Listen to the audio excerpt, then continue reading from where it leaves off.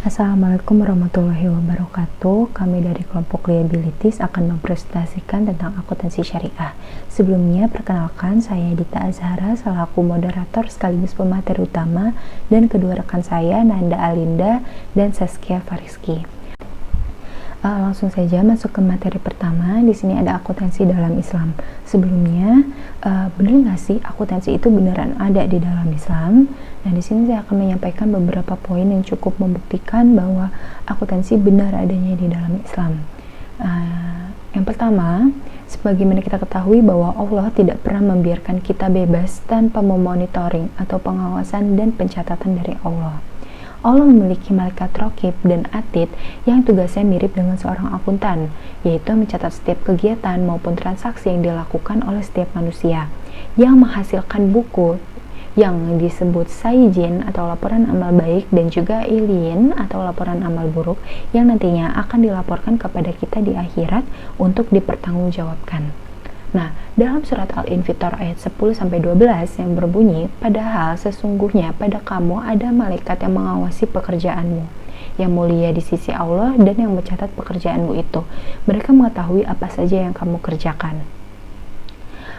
Selanjutnya, tidak ada satupun transaksi yang dilakukan oleh manusia yang luput dari pengawasan Allah. Dalam surat Al-Zalzalah ayat 7 dan 8 yang berbunyi, barang siapa yang mengerjakan kebaikan sebesar zarah pun, niscaya dia melihatnya, dan barang siapa yang mengerjakan kejahatan sebesar zarah pun, dia akan melihatnya. Allah juga memerintahkan umat Islam agar melakukan pencatatan pada saat bermuamalah tidak secara tunai. Dalam surat Al-Baqarah ayat 282 yang berbunyi, hai orang-orang yang beriman, apabila kamu bermuamalah tidak secara tunai untuk waktu yang ditentukan, hendaklah seorang penulis di antara kamu menuliskannya dengan benar. Dan janganlah penulis enggan menulisnya, sebagaimana Allah telah mengerjakannya, maka hendaklah ia menulis. Dalam surat Al-Baqarah ayat 282 menjelaskan fungsi-fungsi pencatatan atau kitabah dalam bermuamalah atau bertransaksi, menunjukkan seorang pencatat beserta saksinya, dasar-dasarnya dan manfaat-manfaatnya, seperti yang diterangkan oleh kaidah-kaidah hukum yang harus dipedomani dalam hal tersebut. Muamalah di sini diartikan seperti kegiatan jual beli, berutang piutang, sewa menyewa dan sebagainya. Dalam surat Al-Baqarah ayat 282 ini dapat kita catat bahwa dalam Islam, sejak munculnya peradaban Islam yang dibawa Nabi Muhammad SAW, telah ada perintah untuk kebenaran, keadilan di antara kedua pihak yang mempunyai hubungan muamalah tadi. Sekarang dikenal dengan nama accountability. Kebenaran dan keadilan dalam mengukur atau menakar tersebut, menurut Dr. Umar Kapra, juga menyangkut pengukuran kekayaan, utang, modal pendapatan, biaya, dan laba perusahaan, sehingga seorang akuntan wajib mengukur kekayaan secara benar dan adil. Agar pengukuran tersebut dilakukan dengan benar, maka perlu adanya fungsi auditing. Nah, dalam Islam, fungsi auditing ini disebut tayabun, sebagaimana dijelaskan dalam surah Al-Hujarat ayat 6 yang berbunyi, hai orang-orang yang beriman, jika datang kepadamu orang fisik membawa suatu berita, maka periksalah dengan teliti, agar kamu tidak menimpakan suatu musibah kepada suatu kaum tanpa mengetahui keadaannya, yang menyebabkan kamu menyesal atas perbuatanmu. Setelah beberapa poin yang cukup membuktikan bahwa benar adanya akuntansi dalam Islam, di sini ada pengertian akuntansi dalam Islam, yaitu dalam istilah Islam bahasa Arab, akuntansi disebut sebagai muhasabah, yang berasal dari kata kasabah, hasibah, muhasabah, hasban, hisabah, artinya memperhitungkan, menimbang, mengkalkulasikan, mendata atau menghisap. Ini menghitung dengan seksama atau teliti yang harus dicatat dalam pembukuan tertentu. Profesor Dr. Omar Abdullah Zaid dalam buku Akuntansi Syariah halaman 57 mendefinisikan akuntansi muhasabah, yaitu suatu aktivitas yang teratur berkaitan dengan pencatatan transaksi-transaksi, tindakan-tindakan, keputusan-keputusan yang sesuai dengan syariat dan jumlah-jumlahnya di dalam catatan-catatan yang representatif serta berkaitan dengan pengukuran dan hasil-hasil keuangan yang berimplikasi pada transaksi-transaksi, tindakan-tindakan, dan keputusan-keputusan tersebut untuk membentuk pengambilan keputusan yang tepat. Akuntansi syariah adalah suatu proses, metode, dan teknik pencatatan, penggolongan, pengikhtisaran transaksi dan kejadian-kejadian yang bersifat keuangan dalam bentuk suatu uang guna mengidentifikasikan, mengukur, dan menyampaikan informasi suatu entitas ekonomi yang pengelolaan usahanya berlandaskan syariah untuk dapat digunakan sebagai bahan pengambil keputusan ekonomi dan memberi alternatif tindakan bagi para pemakainya. Baik, saya akan menjelaskan materi selanjutnya, yaitu konsep akuntansi syariah. Konsep dasar akuntansi syariah sudah diperkenalkan oleh Al-Quran jauh sebelum Lukas Pacioli atau Bapak Akuntansi memperkenalkan konsep double entry bookkeeping dalam salah satu bukunya pada tahun 1494. Nah, di Al-Quran sendiri dapat dilihat dalam surat Al-Baqarah ayat 282. Allah secara garis besar telah menggariskan konsep akuntansi yang menekankan pada pertanggungjawaban atau akuntabilitas. Nah, tujuan dari perintah ayat tersebut sudah sangat jelas, yaitu untuk menjaga keadilan dan kebenaran yang menekankan adanya pertanggungjawaban atau akuntabilitas. Dengan kata lain, Islam menganggap bahwa transaksi ekonomi atau muamalah memiliki nilai urgensi yang sangat tinggi, sehingga adanya pencatatan dapat dijadikan sebagai alat bukti, yaitu hitam di atas putih. Menggunakan saksi untuk transaksi yang material sangat diperlukan karena dikhawatirkan pihak-pihak tertentu mengingkari perjanjian yang telah dibuat. Untuk itulah, pembukuan yang disertai penjelasan dan persaksian terhadap semua aktivitas ekonomi keuangan harus berdasarkan surat-surat bukti berupa faktur, nota, bon kwitansi, atau akta notaris untuk menghindari perselisihan antara kedua belah pihak. Selanjutnya ada prinsip akuntansi syariah. Prinsip akuntansi syariah sendiri ada 5, yaitu prinsip bagi hasil seperti mudharabah dan musyarakah. Yang kedua ada prinsip jual beli, yaitu murabahah, salam, dan istisna. Yang ketiga ada prinsip sewa, yaitu ijarah. Yang keempat ada prinsip titipan, yaitu wadiah. Yang kelima ada prinsip penjaminan, yaitu rahan. Yang selanjutnya ada persamaan akuntansi syariah dan juga akuntansi konvensional. Menurut Hussein Shahata, para ahli akuntansi modern berbeda pendapat dalam cara menentukan nilai atau harga untuk melindungi modal pokok, dan sehingga saat ini modal pokok atau kapital belum dapat ditentukan. Sedangkan konsep Islam menerapkan konsep penelitian berdasarkan nilai tukar yang berlaku, dengan tujuan melindungi modal pokok dari segi kemampuan produksi di masa yang akan datang, dalam ruang lingkup perusahaan yang kontinuitas. Modal dalam konsep akuntansi konvensional dibagi menjadi 2, yaitu modal tetap atau aktiva tetap dan modal yang beredar atau aktiva lancar. Sedangkan dalam konsep Islam, barang-barang pokok dibagi menjadi 2, yaitu berupa uang atau cash dan berupa barang atau stok. Barang juga dibagi 2, yaitu ada barang dagang dan juga barang milik. Selanjutnya ada konsep konvensional, mempraktikkan teori pencadangan dan ketelitian dari menanggung semua kerugian dalam perhitungan serta mengesampingkan laba yang bersifat mungkin. Sedangkan konsep Islam sangat memperhatikan hal tersebut dengan cara menentukan nilai atau harga dengan berdasarkan nilai tukar yang berlaku serta membentuk cadangan untuk kemungkinan bahaya dan juga resiko. Oke, selanjutnya ada konsep konvensional menerapkan prinsip laba itu hanya ada ketika adanya jual beli, sedangkan konsep Islam sendiri memakai kaidah laba itu akan ada ketika adanya perkembangan dan juga pertambahan pada nilai barang, baik yang sudah dijual maupun yang belum. Akan tetapi jual beli adalah suatu keharusan untuk menyatakan laba, dan laba tidak boleh dibagi sebelum nyata laba itu diperoleh.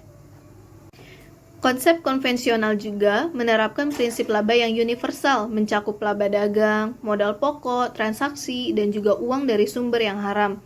Sedangkan dalam konsep Islam, dibedakan antara laba dari aktivitas pokok dan laba yang berasal dari kapital atau modal pokok yang berasal dari transaksi. Wajib menjelaskan pendapatan dari sumber yang haram jika ada, dan berusaha menghindari serta menyalurkan pada tempat-tempat yang telah ditentukan oleh para ulama fikih. Laba yang berasal dari sumber yang haram tidak boleh dibagi untuk mitra usaha atau dicampurkan pada pokok modal. Materi selanjutnya ada persamaan akuntansi konvensional dengan akuntansi syariah. Di sini ada 6 prinsip persamaan akuntansi. Yang pertama ada prinsip pemisah jaminan keuangan dengan prinsip unit ekonomi. Yang kedua ada prinsip penahuan atau hauliyah dengan prinsip periode buku atau tahun pembukuan keuangan. Yang selanjutnya ada prinsip pembukuan langsung dengan pencatatan per tanggal. Lalu ada prinsip kesaksian dalam pembukuan dengan prinsip penentuan barang. Selanjutnya ada prinsip kontinuitas atau istimrariyah dengan kesinambungan perusahaan. Yang terakhir ada prinsip keterangan atau idhah dengan penjelasan atau pemberitahuan. Ya, materi selanjutnya ada standar akuntansi syariah atau SAS, yaitu pernyataan standar akuntansi keuangan atau PSAK syariah yang ditujukan untuk entitas yang melakukan transaksi syariah, baik entitas lembaga syariah maupun non-syariah. Perkembangan SAS dilakukan mengikuti model SAK umum namun berbasis syariah dengan mengacu kepada fatwa MUI. SAS ini terdiri dari PSAK 100 sampai dengan PSAK 106 yang mencakup kerangka konseptual, penyajian laporan keuangan syariah, akuntansi murabahah, musyarakah, mudarabah, salam, dan istisna. Ya, selanjutnya ada PSAK 59. PSAK 59 adalah produk pertama Dewan Standar Akuntansi Keuangan atau DSAK Ikatan Akuntansi Indonesia atau IAI untuk entitas syariah, dan merupakan awal dari pengakuan dan eksistensi keberadaan akuntansi syariah di Indonesia. PSAK 59, akuntansi perbankan syariah dan kerangka dasar penyusunan laporan keuangan bank syariah ini disahkan tanggal 1 Mei 2002 dan resmi diberlakukan mulai 1 Januari 2003. Ya, selanjutnya ada PSAK 101 yaitu tentang penyajian laporan keuangan syariah. PSAK ini pertama kali dikeluarkan oleh Dewan Standar Akuntansi Keuangan Ikatan Akuntan Indonesia atau DSAK IAI pada 27 Juni 2007. PSAK ini menggantikan ketentuan terkait penyajian laporan keuangan syariah dalam PSAK 59, yaitu akuntansi perbankan syariah yang dikeluarkan pada 1 Mei 2002. Pernyataan standar akuntansi keuangan 101 atau PSAK 101 ini menetapkan dasar penyajian laporan keuangan bertujuan umum untuk entitas syariah.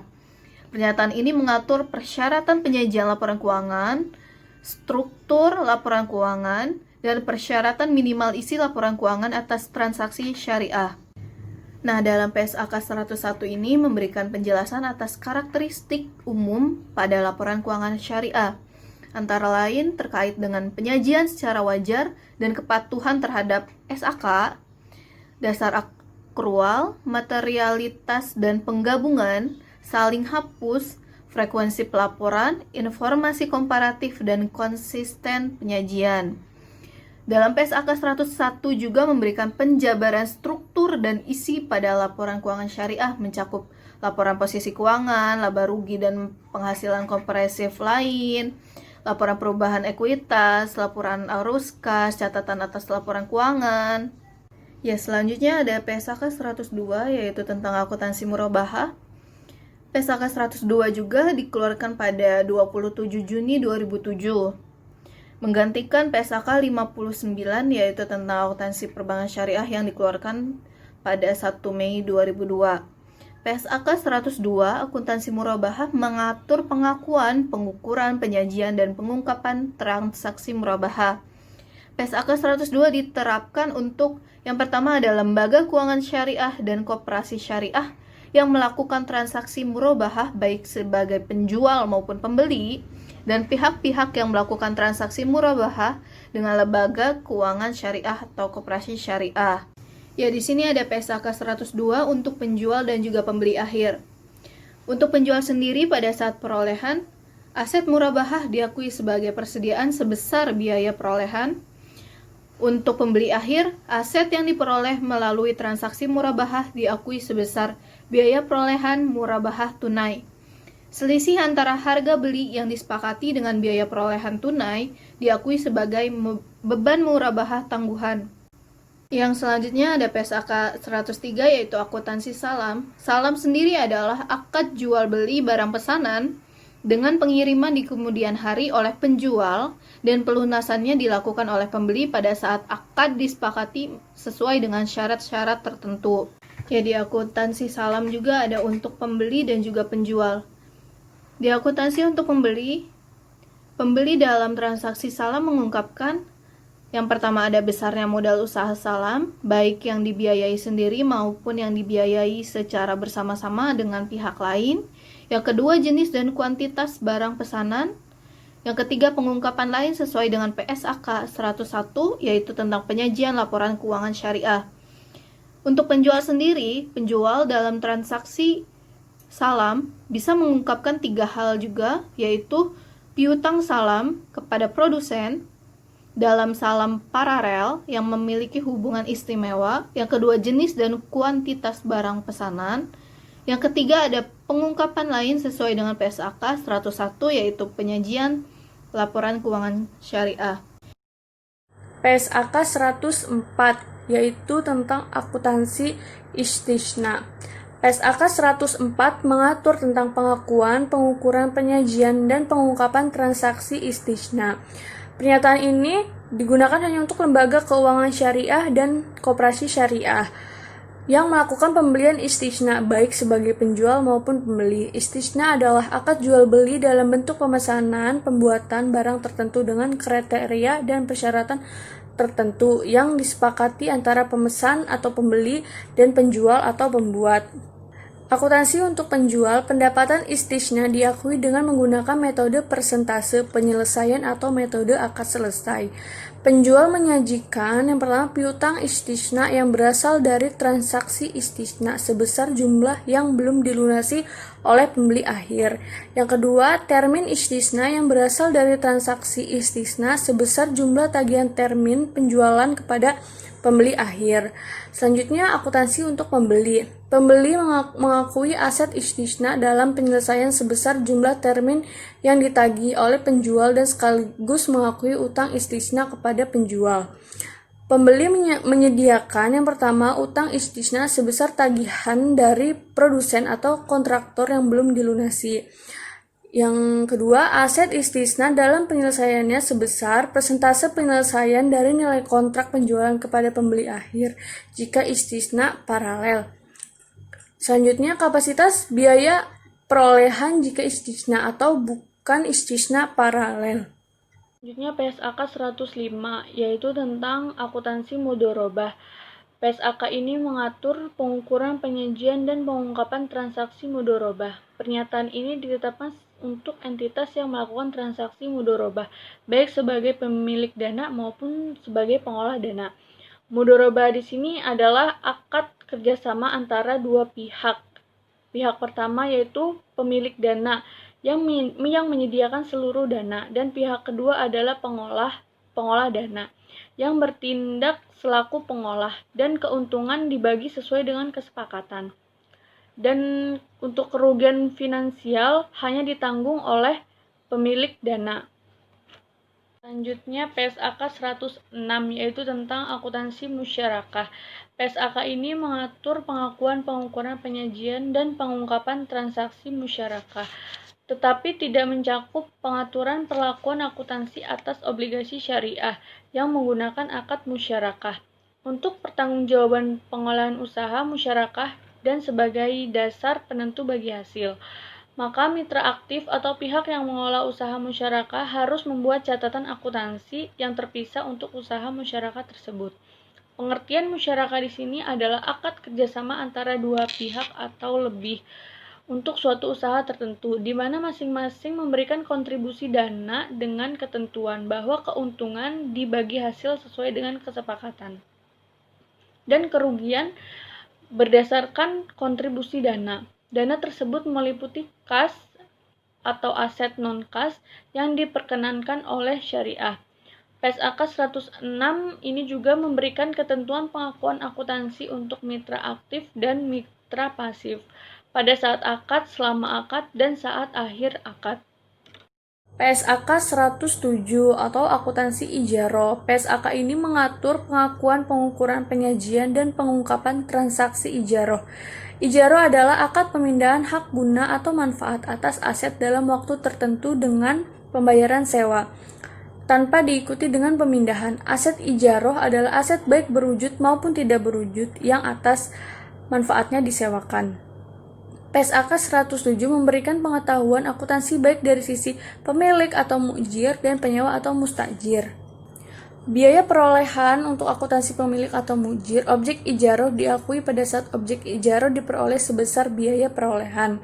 Untuk penyusutan dan amortisasi pemilik, untuk akuntansi pemilik atau mu'jir, objek ijaroh disusutkan atau diamortisasi jika berupa aset yang dapat disusutkan atau diamortisasi sesuai dengan kebijakan penyusutan atau amortisasi untuk aset sejenis selama umur manfaatnya atau umur ekonomis. Untuk pendapatan dan beban akuntansi pemilik, pendapatan sewa selama masa akad diakui pada saat manfaat atas aset telah diserahkan kepada penyewa. Untuk akuntansi penyewa atau mustajir, beban sewa diakui selama masa akad pada saat manfaat atas aset telah diterima.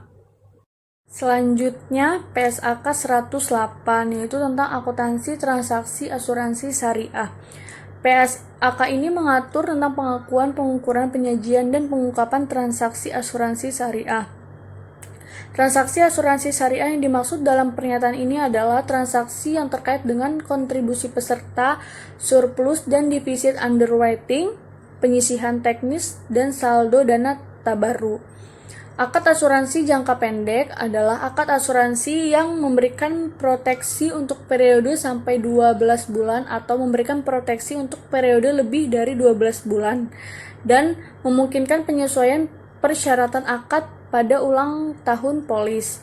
Untuk akad asuransi syariah jangka panjang, akad asuransi syariah selain akad asuransi syariah jangka pendek. Pengakuan awal kontribusi peserta diakui sebagai pendapatan dari dana tabaru dengan ketentuan sebagai berikut. Yang pertama, untuk akad asuransi syariah jangka pendek, kontribusi peserta diakui sebagai pendapatan dari dana tabaru sesuai periode akad asuransi. Yang kedua, untuk akad asuransi syariah jangka panjang, kontribusi peserta diakui sebagai pendapatan dari dana tabaru pada saat jatuh tempo pembayaran dari peserta. PSAK 109, yaitu tentang akuntansi zakat dan infak atau sedekah. Pernyataan ini bertujuan untuk mengatur pengakuan, pengukuran, penyajian, dan pengungkapan transaksi zakat dan infak atau sedekah. Menurut PSAK 109, pernyataan ini berlaku untuk amil yang menerima dan menyalurkan zakat dan infak atau sedekah. Amil yang menerima dan menyalurkan zakat dan infak atau sedekah yang selanjutnya disebut dengan amil, merupakan organisasi pengolah zakat yang pembentukannya dimaksudkan untuk mengumpulkan dan menyalurkan zakat dan infak atau sedekah. Selanjutnya yang terakhir yaitu PSAK 110 tentang akuntansi syuku. PSAK ini mengatur tentang pengukuran, penyajian, dan pengungkapan transaksi syuku ijaroh dan syuku mudharabah. Pernyataan ini untuk entitas yang melakukan transaksi sukuk ijaroh dan sukuk mudharabah, baik sebagai penerbit sukuk maupun investor sukuk. Sukuk di sini adalah efek syariah berupa sertifikat atau bukti kepemilikan yang bernilai sama dan mewakili bagian yang tidak tertentu atau tidak terpisah atau tidak terbagi atas yang pertama aset berwujud tertentu. Yang kedua, manfaat atas aset berwujud tertentu, baik yang sudah maupun yang akan. Yang ketiga, jasa yang sudah ada maupun yang akan ada. Selanjutnya, aset proyek tertentu. Selanjutnya, kegiatan investasi yang telah ditentukan. Selanjutnya, pengakuan awal untuk akuntansi penerbit. Sukuk ijaroh diakui pada saat entitas menjadi pihak yang terkait dengan ketentuan penerbitan sukuk ijaroh. Sukuk ijaroh diakui sebesar nilai nominal disesuaikan dengan premium atau diskonto dan biaya transaksi terkait dengan penerbitan. Untuk akuntansi investor, entitas mengakui investasi pada sukuk ijaroh dan sukuk mudorobah sebesar biaya perolehan. Penyajiannya untuk akuntansi penerbit, sukuk ijaroh disajikan secara liabilitas. Untuk akuntansi investor, pendapatan investasi dan beban amortisasi disajikan secara neto dalam laba rugi. Pengungkapan untuk suku ijaroh dan untuk akuntansi penerbit, entitas mengungkapkan hal sebagai berikut. Uraian tentang persyaratan utama dalam penerbitan sukuk ijaroh. Yang kedua, penjelasan mengenai aset atau manfaat yang mendasari penerbitan sukuk ijaroh, termasuk jenis dan umur ekonomis.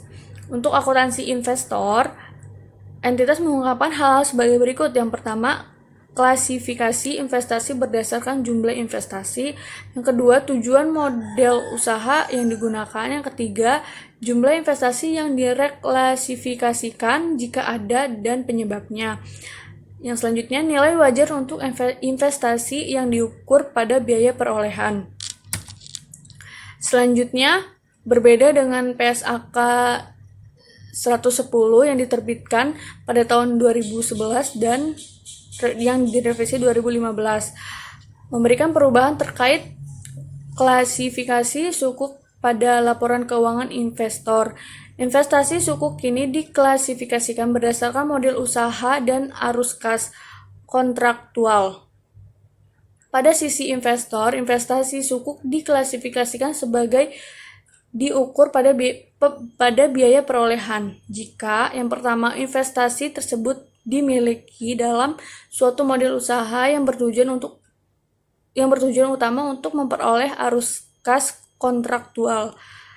Yang kedua, persyaratan kontraktual menentukan tanggal tertentu pembayaran pokok dan hasilnya. Di sini ada contoh kasus akuntansi syariah, yaitu transaksi antara bank berkas syariah dengan Tuan Ahmad sebagai nasabahnya. Pada tanggal 3 Agustus 2015, Bank Berkas Syariah atau BBS menerima pembayaran uang muka sebesar 20 juta rupiah dari Tuan Ahmad sebagai tanda keseriusannya untuk memesan barang kepada BBS berupa mobil Avanza. Atas transaksi tersebut, BBS melakukan pencatatan sebagai berikut. Pada tanggal 3 Agustus 2015 dicatat dalam kolom debit, yaitu kas atau rekening atas nama Ahmad sebesar 20 juta rupiah, dan pada kolom kredit hutang uang muka murabahah sebesar 20 juta rupiah. Tanggal 10 Agustus 2015, BBS menyerahkan barang pesanan kepada Tuan Ahmad. Atas kesepakatan transaksi murabahah tersebut, maka jurnal uang muka sebagai berikut. Pada tanggal 10 Agustus 2015 dicatat dalam kolom debit sebesar hutang uang muka murabahah sebesar 20 juta rupiah, dan dalam kolom kredit piutang murabahah sebesar 20 juta rupiah.